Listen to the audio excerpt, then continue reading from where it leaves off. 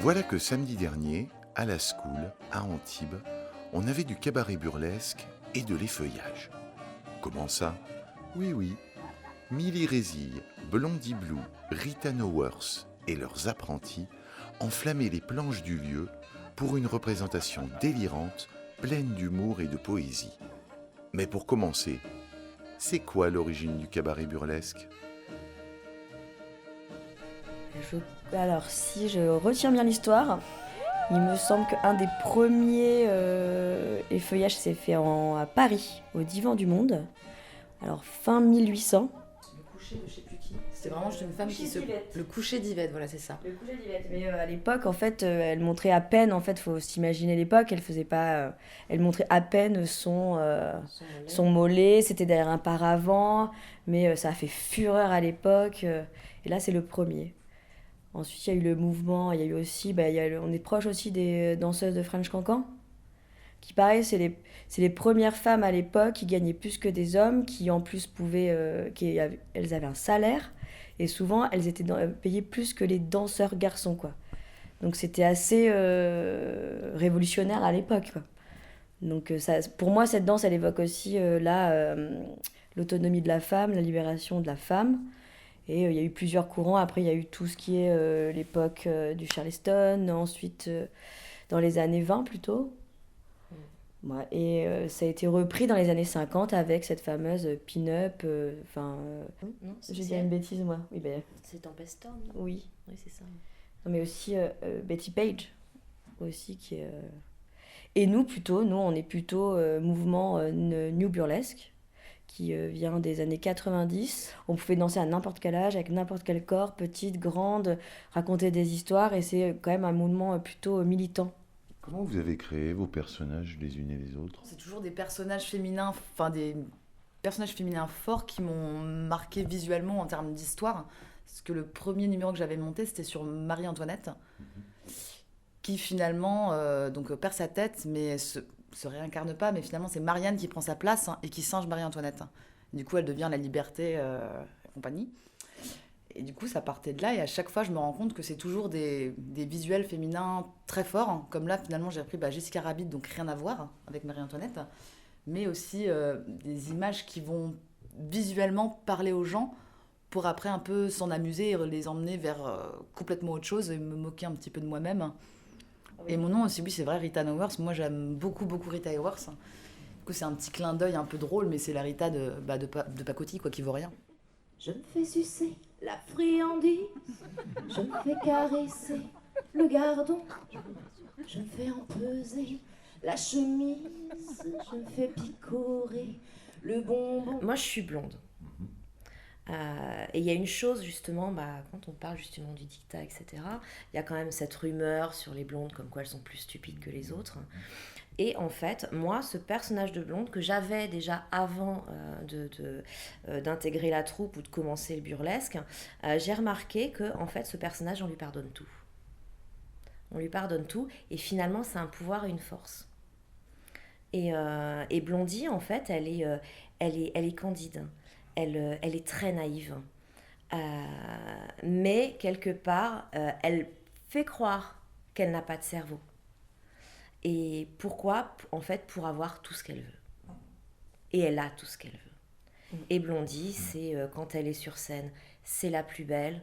C'est elle qui est au devant de la scène, qui veut passer, qui ne veut pas volontairement, que les autres voient qu'elle veut être mise en avant, mais c'est son rêve. D'être seule sur scène, c'est son rêve en fait. Et d'avoir le public que pour elle.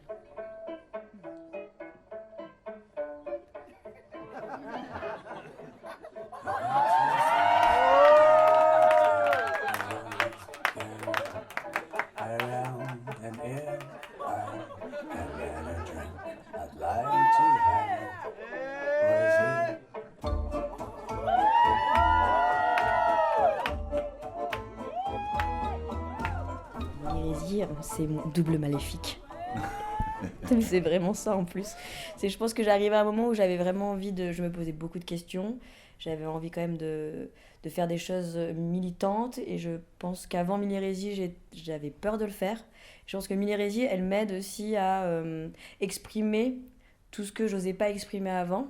Donc au début, il y avait plus de Émilie que de Rési. Et petit à petit, je pense que Mille Hérésies même est venue et empiète sur ma vie à moi. Et m'a permis aussi, en fait, de... même, ça s'est même répercuté sur ma vie perso ou professionnelle. Et tout ce que j'osais pas faire avant, grâce à ce passage-là et grâce à ce double-là qui me permet quand même de m'exprimer sur scène. Et j'ai vu que ça marchait. Que je pouvais passer des messages qui percutants, j'arrive aussi à le faire dans ma vie privée et professionnelle. Donc oui, c'est vraiment ce double maléfique où toutes les questions que je me posais, tous les combats que j'avais envie de mener, ils sont en elle, quoi, dans mon personnage, quoi. Ce soir, on a vraiment décidé de parler d'amour. Et au Roca Burlesque, en fait, on aime tellement partager, tellement donner, qu'on a décidé, en fait, de le partager avec d'autres, notamment avec nos petits apprentis qui vont venir me rejoindre sur scène.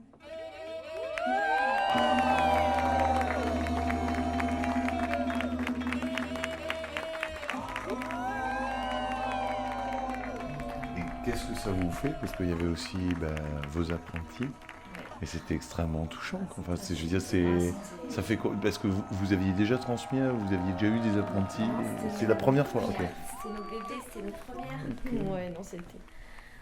C'était émouvant. Ouais. C'était très émouvant. Et moi, ce que j'ai aimé, parce que c'est la première fois que j'enseignais. Marc, c'était la première fois qu'on enseignait, du moins le burlesque. Et ce que j'ai aimé, c'est qu'on leur a enseigné... Enfin, on leur enseigne, c'est pas fini, on leur enseigne...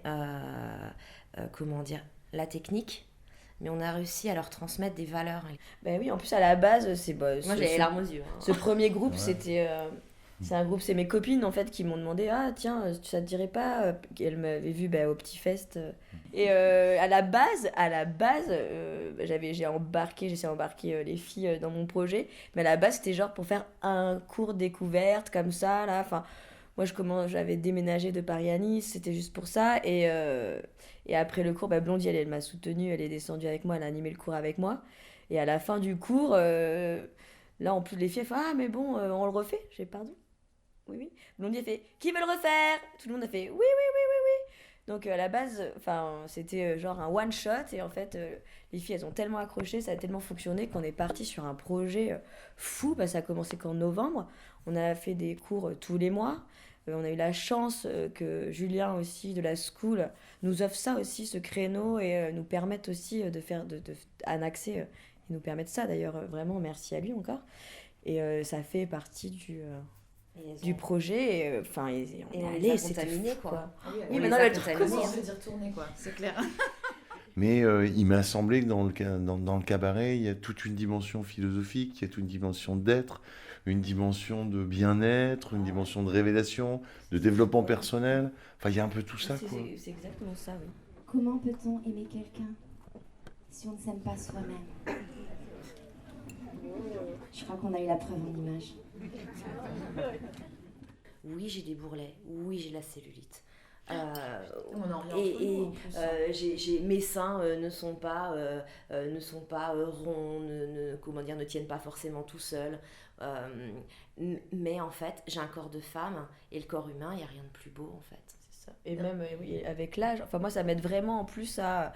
Là j'ai 37 ans, j'ai la fameuse angoisse des 40 ans qui arrive dans 3 ans, mais du coup le burlesque m'aide aussi en fait à me dire, en même temps, mais quand je monte sur scène, je dis non mais en fait ça va, en fait on est belle, enfin c'est quoi ce truc où on nous dit qu'à 40 ans on est périmé, parce que c'est un peu ça, hein, dans la tête, dans la société actuelle, la femme de 40 ans elle est périmée quoi. Mais entre nous, moi je trouve ça hyper intéressant, c'est avant de monter sur scène ou à force de répéter entre nous, on se balade tout le temps quasiment toutes nues. Oui. Entre nous, parce que clairement c'est pas un truc qu'on fait habituellement. Enfin moi j'ai pas souvenir avec mes copines très proches d'être on va dire face à la nudité face à d'autres femmes. Je veux dire comme je sais pas, au Maghreb on va tout le temps beaucoup au hammam par exemple. Il y a une culture du corps et d'accepter le corps d'autres femmes beaucoup plus facilement. Alors que chez nous, vraiment, enfin, On est éduqués dans la vraiment pudeur. pas, ouais. Éduqués On est dans la éduqués dans pudeur. la Là, on a pudeur. l'habitude, on se voit tout le temps toutes nues, et puis on rigole de ce qu'on trouve, nous, des défauts, et puis finalement, maintenant, on s'en fiche complètement, quoi. Je vois par rapport à nos apprentis, du fait que si nous, en plus, on essaye justement de leur inculquer qu'elles sont toutes magnifiques. Malgré la société, peut-être aussi. Oui, malgré, Voilà, la, société, la société. malgré la société, mais avec leur corps différent. On l'a vu hier, il n'y a pas un corps qui se ressemble. Hein. Et si nous, d'un côté, on est là avec nos complexes, etc., c'est pas comme ça qu'on va, qu'on va les aider, quoi. Publicité mensongère. Hein. C'est ça, c'est pas comme ça qu'on va les rassurer. De toute façon, nous, il faut qu'on soit... Et puis ne pas les brusquer, comprendre aussi que par exemple au départ elle ne envie voulait pas de- forcément enlever le soutien-gorge. C'était ce que Minnie proposait, c'est que bon bah s'il y en a une qui ne veut pas retirer son soutien-gorge à la fin du numéro, et ben personne ne le fait. On ne fait que si vous êtes toutes d'accord. Et puis bon, finalement elles l'ont fait, mais au départ c'était pas du tout le but parce qu'il y en avait qui étaient plus ou moins à l'aise. Et puis bon bah alors est-ce que moi je me sens ou en fonction du public qu'il va y avoir, comment les autres vont me percevoir, ces gens qui me connaissent. Et puis bon finalement puis il faut y aller doucement, les écouter. Puis après, ça se passe bien. Parce qu'on là, on est que 3, mais en fait, on est beaucoup plus dans notre troupe. Et tous nos numéros, on se les... beaucoup plus. On est 7. Je sais jamais. Oui, bon, ça va. On est Mais moins de 50%. 7, On mais est moins de beaucoup 50%. d'amour.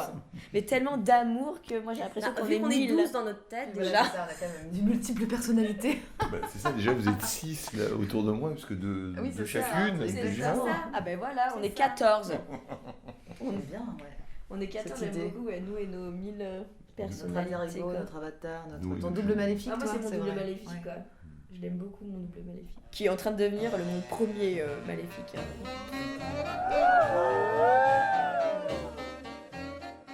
C'était Instantané, la petite photographie radiophonique proposée par Radio Chez Moi. Nous étions aujourd'hui avec les filles de la troupe du Roca Burlesque. Merci à la School, qui a délicieusement accueilli leur travail, à Milly Rézille, alias Émilie, à Blondie Blue, alias Isabelle, à Rita Nowers, alias Louise, d'avoir répondu tendrement à nos questions, et aux apprentis pour leur numéro incroyable.